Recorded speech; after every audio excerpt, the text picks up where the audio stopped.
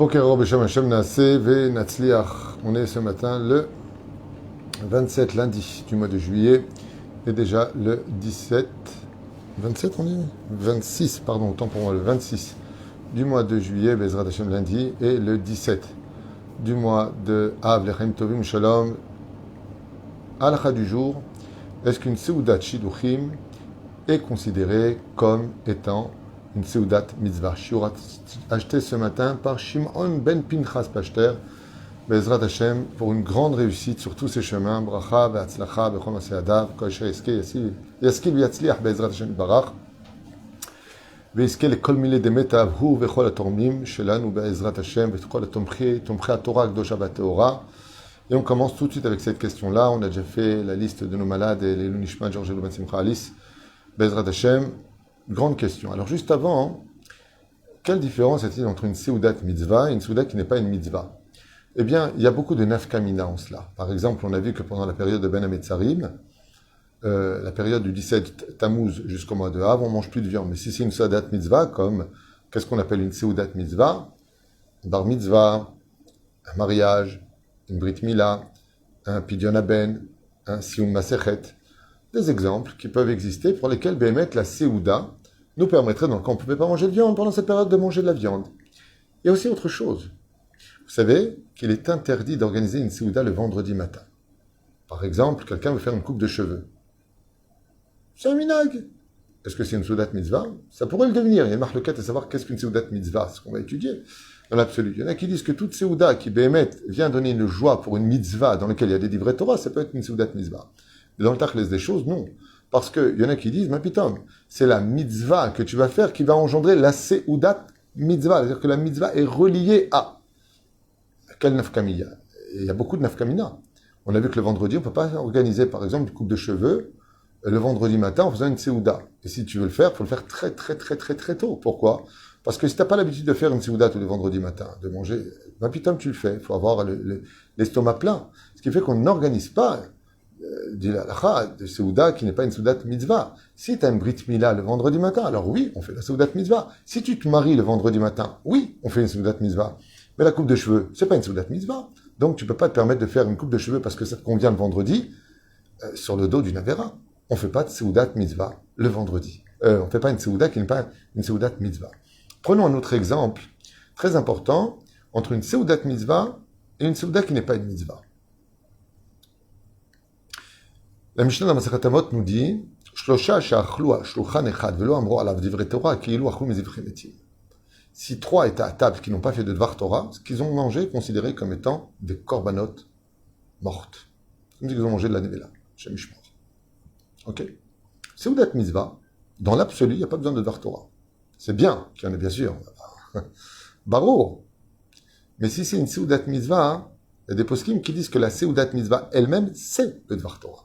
Ce qui fait que quand tu fais une Seudat mitzvah, dans le tachlis des choses, vous avez remarqué par exemple que pour les mariages, après qu'il y a eu la choupa, on fait une grande Seuda. Il est rare de voir des divrei Torah se faire pendant cette Seuda-là. Pourtant, tout le monde mange. Oui, mais cette Seuda-là, c'est une Seudat mitzvah. En deux mots, ce ne serait pas obligé d'en faire. Pourquoi? Parce que la Seudat mitzvah elle-même, c'est un dvar Torah. La reine, ça ne veut pas dire qu'il ne faut pas le faire. Si tu le fais, c'est bien. Il faut, c'est bien. Mais si tu n'as pas fait, tu n'as pas fait de péché. Mais une Seuda normale, ça, tu vas manger au restaurant avec quelqu'un ou tu fais quelque chose, il faut qu'il y ait un dvar Torah. C'est trois qui ont été ensemble, sinon ça s'appelle Moshav Letzim, une assemblée de moqueurs. Donc on voit qu'il y a plusieurs degrés où il y a une Seudat mitzvah et une Seuda qui n'est pas une mitzvah. Encore un exemple, Bevakasha. Quand c'est une Seudat mitzvah, c'est une grande mitzvah de faire le Motzi Lechem et de faire le Birkat Hamazon, puisque c'est une Seudat mitzvah. Ton Birkat Hamazon monte de degrés. Non seulement il est Deoraita, V'achalta, V'savata, V'rachta, mais en plus c'est une Seudat mitzvah qui mechayev otra. Donc, une Brit Mila, un bar mitzvah, un pidyon haben, un sium masechet, c'est une grande mitzvah de faire le Birkat Hamazon. Parce que c'est une Seudat mitzvah. Donc, non seulement tu es zoché de faire un Birkat Hamazon d'un très haut niveau, parce que c'est Deoraita, mais en plus, pour une Seudat mitzvah, tu rajoutes de l'or dans cette mitzvah-là. Vous voyez, qui n'est pas le cas, par exemple, quand tu vas manger quelque chose. Tu veux manger du pain, oui ou non? Je ne suis pas spécialement, je suis au régime. Allez, ça veut dire, le Seudat mitzvah, il faut manger au moins maisonnote, quelque chose, là, main. Seudat mitzvah, vous avez bien compris. Tchouva. Alors, le Shidduch, savez que grâce à Dieu, c'est une très très grande mitzvah de faire un shidur. Le Tsarenu Harav, malheureusement, les Shabbat Ratan, Shabbat Ratan, Vadak, c'est une Seudat Mitzvah, parce que les 3 repas de Shabbat, c'est une Seudat Mitzvah. Vadak. Seudat Shishit, Mhalouket Beze, Vadak. Mais comme c'est Shabbat, et que Shabbat a été donné pour l'étude de la Torah, même si c'est des Seudat Mitzvah, il faut qu'il y ait des Dvar Torah, puisque Lo nitnu Shabbatot beyamin tovim, et là, shiasku batorah. C'est-à-dire, Tov. Ça veut dire, n'ont pas été donnés ces jours-là, si ce n'est que d'étudier la Torah. Donc, Vadak, on va étudier la Torah. Le Shidduch est quelque chose d'extraordinaire. Baruch Hashem. Malheureusement, depuis 2000 ans, nous sommes tombés dans un énorme piège où la télévision nous a appris, parce qu'avant qu'il y ait les télévisions qui existaient, les gens, même non-juifs, faisaient des Shidduchim. C'est-à-dire qu'on demandait, tu connais telle fille, la fille d'un tel, les parents se rencontraient, et puis voilà, qui se rencontraient pour faire ceci et cela, et on parlait, qui va se marier avec qui. C'est-à-dire que ça existait en tant que Shidduchim. Le Tsarenu Harav, aujourd'hui, le Tsarenu Harav, il y a une espèce d'assimilation où les gens qui ne sont pas très fortement ancrés dans l'étude de la Torah et dans la crainte du ciel préfèrent rencontrer des gens à leur niveau à eux. J'étais en boîte de nuit, j'étais à la plage, j'ai rencontré. Ça peut faire des couples positifs, ça peut faire des couples moins positifs. Mais c'est pas comme ça dans la Torah, en tout cas, qu'on voit les choses. Il y a un shidur. Shidur, c'est avant même d'aller rencontrer la fille, de prendre tous les renseignements qu'il faut sur elle, et tous les renseignements. On n'est pas encore marié, on se doit rien, on s'est rien promis. Donc, de l'intelligence, de la sagesse, et puis surtout, de la créativité pour un bel avenir. Parce que tu sais où tu mets les pieds. Car, etna'alim advarim. C'est ce qu'on appelle le shidur. On se rencontre une fois, on n'ouvre aucun sentiment. Pas de sentiment. On vient avec l'esprit et les yeux bien ouverts. Qui es-tu? D'où viens-tu? Comment vois-tu la vie? Comment vois-tu l'avenir? Qu'est-ce qu'une maison juive pour toi? Par rapport à l'éducation de tes enfants, quelle serait une chose qui pourrait te faire encore plus te renforcer dans l'étude de la Torah? Quelle serait la nouvelle qui pourrait te faire quitter complètement la Torah? Qu'est-ce que tu attends de ta femme? Qu'est-ce que tu attends de ton mari? Sans sentiment. On est dans le technique.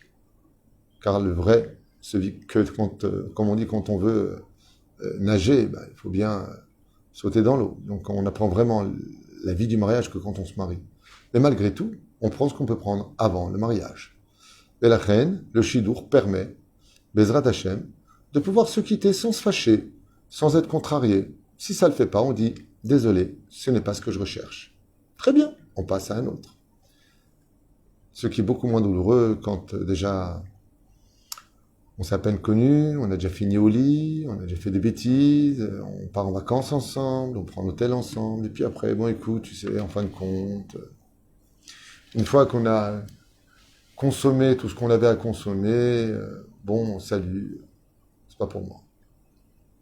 Ce qui est considéré dans la Torah, en tout cas, comme étant un grand gâchis, c'est bien dommage. C'est bien dommage pour la Kala, c'est dommage pour le temps perdu, c'est dommage pour les larmes versées et les douleurs, et très souvent les insultes, ou pire encore, des mauvaises publicités sur les réseaux sociaux, l'un sur l'autre, je ne vois pas qui c'est celle-là ou celui-là. Travail. Le shidur se fait dans une grande discrétion, personne n'est au courant de rien. On se rend compte dans l'ombre du regard des autres, on apprend à accepter ou pas. Quand il y a des questions, on va les poser à quelqu'un de très sage et d'expérimenté, et une fois que c'est fait, enfin le rendez-vous chez les parents. En général, on va chez les parents de la fille, les parents du garçon, le rave, 2 témoins, et on fait un contrat de mariage. Qui paye quoi? Qui paye qui? Comment est-ce qu'on doit faire les choses? Où est-ce que vont le couple? Où vont vivre le couple? De quoi vont vivre le couple? Tout cela se gère pendant le vort. Qui paye une partie du mariage, qui ne paye pas? Qu'est-ce qu'on peut faire? Qu'est-ce qu'on ne peut pas faire?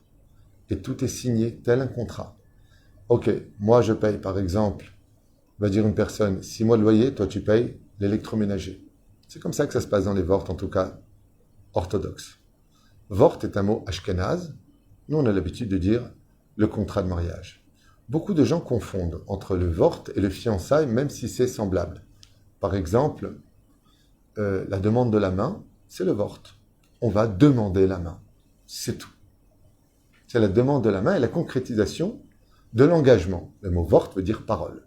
on va donner notre parole maintenant, que notre shidur aboutira à une chose essentielle pendant le vort, c'est qu'on ne quitte pas la maison jusqu'à ce qu'on ait fixé la date du mariage. Pas dans 20 ans, pas dans 30 ans. Là, ils font leurs études, il y a le temps, vous savez. Toutes ces pensées où les gens croient que c'est eux qui créent la parnassa. Non, mamash lo. Akadosh Baruch Hu, à chaque Rosh Hashanah, il renouvelle le mazal de chacun de nous par rapport à nos besoins.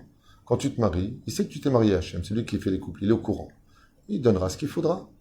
Et malheureusement, de l'autre côté, quand on n'est pas investi dans une vraie mouna, quand on n'a pas confiance en la Torah et ses mitzvot, alors on dit oui, mais lui, il est comme ceci, il est comme cela. Moi, j'en parle parce que ça fait 25 ans que je marie. Et Baruch Hashem, j'ai marié énormément de couples très jeunes qui ont déjà 3-4 enfants. Ils ont fini leurs examens et leurs études. Aujourd'hui, ils sont chacun à leur poste et ils ont vécu. Baruch Hashem, ils ont déjà eu 3 enfants. Avoir confiance en Hashem. Si c'est toi qui penses que tu te fais ta parnassa, alors Dieu te laisse dans tes mathématiques. Et si tu sais que c'est lui qui fait les choses et que Béhémet, elle n'a pas besoin d'attendre. Il n'y a aucune garantie pour aucun couple. C'est pas trop tôt, quoi. 3 rencontres, 5 rencontres, 6 rencontres, comme ça vous fixez la date. Les religieux, vous êtes bizarres. En attendant, on a à peu près 7% de divorces dans le monde orthodoxe et presque 40-48% dans le monde non orthodoxe. Donc il n'y a pas de... Il n'y a pas de comparaison à faire, je le pense. Et si vous me dites, oui, c'est normal, dans le monde orthodoxe, personne n'a le droit de se plaindre, sinon il y a plein qui divorceraient, ça c'est ce que vous pensez. Moi je vis dans ce monde-là, Zelonachon. Zelonachon Bichlane. Il y a certainement 2 achous, 3 achousim, 3% de ce que vous dites, mais pas plus. Vraiment pas plus. Ça c'est les films cinématographiques de 2-3 familles qui ont vécu dans des endroits un peu sectaires, qui ont fait une espèce de grosse tache noire sur le monde des religieux. Je connais énormément de religieux, beaucoup d'avrechim, aussi bien de Jérusalem qu'ici et ailleurs, et prochainement on rencontre leurs épouses, elles sont épanouies, elles sont très heureuses, et c'est pas du tout la caricature qu'on en a fait. Ceci étant, c'est une question de culture et de choix. Halakha Lemaase, avec le Rav Avraham Deri Ayakar, le Dayan. Ce repas en l'honneur de l'engagement verbal. Donc la question du jour était, est-ce qu'une séouda, une fois qu'on a tout fermé, on fait la séouda. D'accord? Donc on prend du pain, arrête, on mange, Baruch Hashem. Est-ce que ce repas en l'honneur et l'engagement verbal des Shiluchim rencontrent en vue du mariage, appelé dans les communautés donc Ashkenaz le Vort, est-ce que le repas en l'honneur des Shiluchim, des fiançailles, si vous préférez, c'est comme ça qu'on le traduit, mais c'est pas des fiançailles, c'est juste la demande de la main. Par exemple, dans le monde laïque, comment on fait la demande de la main? Eh bien, le garçon invite sa compagne dans un endroit romantique, il se met sur un genou, qui est un minag goy d'ailleurs, c'est pas un minag de chez nous, et il lui prend la main, donc elle est nida, il lui prend la main, et lui-même, il lui met la bague au doigt, ce qui est strictement interdit chez nous. Chas v'shalom, de faire une chose pareille. On offre un présent à la kala. Ça s'appelle la demande de la main, et on peut le traduire aussi, si vous préférez, comme fiançailles, mais ce n'est pas le cas. Les fiançailles, c'est les fiançailles. D'ailleurs, dans le judaïsme, il y a ce qu'on appelle les kiddushin et les sheva brachot. Il y a les fiançailles et après le mariage, sous la roupa. Sinon, on fait les fiançailles, comme vous le savez. Chez les Sfaradim d'Afrique du Nord, les fiançailles se traduisaient par le henné. Là, on apporte les paniers, les chaussures, c'est le henné. Et il y a lieu après quelque temps appelé à tort dans la langue vernaculaire les héroussines. Donc voilà, ce que je viens de vous dire, c'est ce que dit le Rav ici, à tort, les héroussines, c'est-à-dire les fiançailles. Le vort, c'est pas des fiançailles. Dans le tachlès, c'est pas des fiançailles, c'est la demande de la main et les conditions du mariage pour lesquelles on s'engage le couple. C'est clair, je pense qu'il n'y a pas besoin de revenir dessus. Sont définitivement considérés comme des repas de fête en l'honneur de la mitzvah. Le but de tel événement étant de rapprocher les membres du couple qui se forment par ce repas, par le don de présence de la part des familles, par le don de cadeaux les uns aux autres. Donc on se fait un cadeau. En général, la kala offre une montre au khatan. Le khatan peut acheter une bague, comme ça se fait dans le monde orthodoxe à la kala, mais il ne lui met pas. Il pose la boîte, mais en tant que cadeau, pas en tant que kinyan, pas en tant qu'achat, comme c'est la bague qu'il va lui mettre sous la choupa. Et donc, tout ça pour approcher les esprits et les cœurs. Tout repas de fête visant à consolider davantage une bonne relation des shiluchim peut être assimilé au repas en l'honneur de la remise des cadeaux considérés comme repas de fête en l'honneur d'une mitzvah. Mais il va sans dire que cela, c'est la condition que les rabbanim soient satisfaits d'une telle relation, que les deux côtés des gens soient, craignant le ciel, qu'ils observent Shabbat et veillent à l'application de la mitzvah dédiée à une fidèle maison en Israël, basée sur des fondations de la Torah, car sinon ce n'est pas un repas de fête en enfer. Alors la réponse, elle est simple et elle est très belle. Si Béhémet, ce qui se passe pendant le Shidour, se fait vraiment comme la halacha, que les deux familles se sont parfaitement entendues, que la date a été fixée, que les Khatan et la Kala, Bezrat Hashem, sont heureux de leur destination, alors oui, le repas d'un Shidour est une Seudat Mitzvah. Si les deux familles craignent le ciel, que tout s'est passé conformément, que les deux familles soient heureux, ils pourront trinquer ensemble, et il y a lieu de faire le Motzil Minaret, car c'est considéré mamash comme une Seudat Mitzvah. Si ce n'est pas le cas, ce sera un repas normal et pas une Seudat Mitzvah. Là, la du jour. Baruch Adonai l'olam amen v'amen. Et à Shimon ben Pinchas Pachter, à qui on souhaite tous les bonheurs du monde. Bracha v'atzlacha. Et Bezrat Hashem, à ton mariage tzaddik.